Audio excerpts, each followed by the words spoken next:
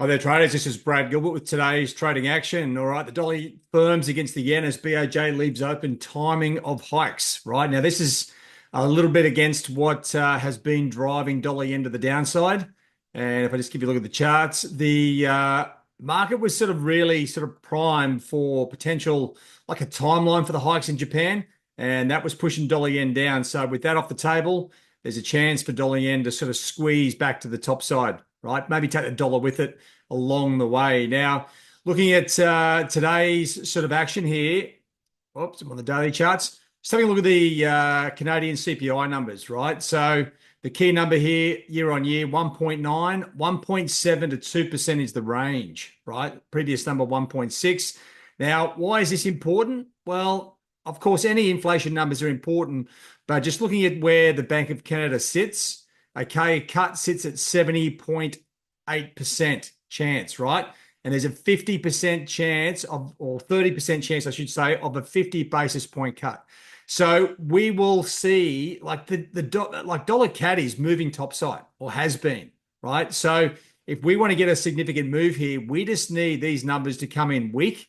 And what I'm talking about is definitely sort of around the 1.7 or below, right? Weaker Canadian CPI, dollar CAD shoots to the top side, and it confirms the 50 basis point cut potentially for the Bank of Canada coming up in December, right? So plenty to play for there.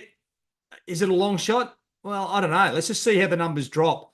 US Treasury yields, the long dated 20 and 30-year bonds still going topside, right? So the dollar is going to sort of bounce back from this. And I'm not surprised to see Euro, Sterling, Aussie, Kiwi drifting down, right? Markets are in a little bit of limbo at the moment, just with the dollar was sort of, well, lost a bit of its steam, right? But now you're starting to see with that dollar yen news, okay, that these little moves are stalling pretty quickly, right? So really today's action really comes down to dollar CAD. So make sure you keep an eye on the CAD and the CAD crosses, right? Look out what's going on there. I tell you what, with the Bank of Canada 50 basis points, right? 30% factored in.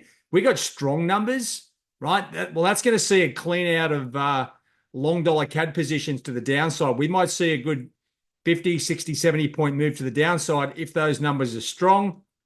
But you know what? Overall, the trend is your friend, right? So you're looking for weaker numbers to get the easy trade.